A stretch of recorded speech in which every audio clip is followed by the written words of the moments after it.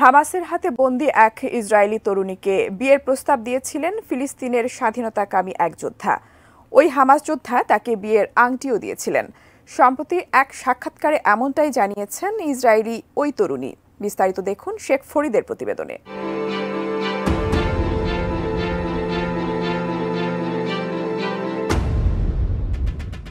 গত ৭ অক্টোবর ইসরায়েলের কিবুৎজে অবস্থিত বাড়ি থেকে নোগা ওয়েজকে অপহরণ করেছিল ফিলিস্তিনি স্বাধীনতাকামী সংগঠন হামাস।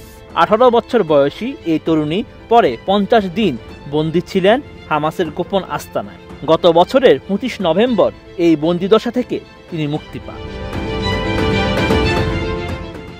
বন্দিদশার স্মৃতিচারণ করতে গিয়ে নোগা জানিয়েছেন, হামাসের এক যোদ্ধা তাকে বিয়ে করতে চেয়েছিলেন এবং তার গর্ভে সন্তানের জন্ম দিতে চেয়েছিলেন।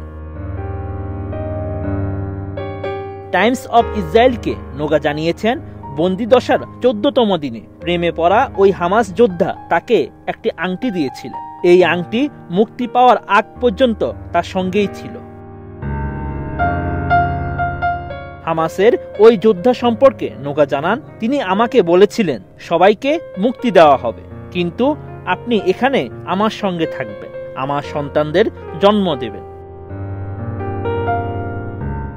হামাস যোদ্ধার এমন প্রস্তাবের কি প্রতিক্রিয়া ছিল সে সম্পর্কে নোগা জানান, সে হাসির ভান করেছে যাতে সে তার মাথায় গুলি না করে। সানবিট সব দিবে সামাল। সানবিট ম্যাজিক প্রেস ডিশওয়াশিং এর মাথা ঘোরানোর সলিউশন। গত ৭ অক্টোবর হামাস যোদ্ধারা যখন ইসরায়েলে ঢুকে হামলা চালায়, নোগা ওয়েজ তখন কিবুৎজে নিজের বাড়িতেই ছিলেন। সেদিন তার বাবা ইলা ওয়েজ কিবুৎজে জরুরি দলে যোগ দিতে বাড়ি থেকে বেরিয়ে গিয়েছিলেন, কিন্তু তিনি আর ফিরে আসেননি। নোগা জানান, সেদিন হামাস যোদ্ধারা তাদের বাড়ির দরজায় প্রায় ৪০টি গুলি ছোড়ে। পরে দরজাটি ভেদ করে যোদ্ধারা বাড়ির ভেতরে প্রবেশ করে। বাড়িতে থাকা নোগা ও তার মা অবশ্য ততক্ষণে জেনে গিয়েছিলেন শহরে কি ঘটছে। এই অবস্থায় নোগার মা শিরি ওয়েজ মেয়েকে বিছানার নিচে গিয়ে লুকানোর কথা বলেন। তিনি ভেবেছিলেন যোদ্ধারা তাকে দেখে হত্যা করবে আর নোগা বেঁচে যাবে। শেষ পর্যন্ত মা মেয়ে দুজনকেই অপহরণ করে গাজায় নিয়ে যায় হামাস যোদ্ধারা, যদিও তারা একে অপরের পরিণতি নিয়ে কিছুই জানতেন না। বন্দিদশার বেশ কয়েকদিন পর মা মেয়ের দেখা হয়েছিল।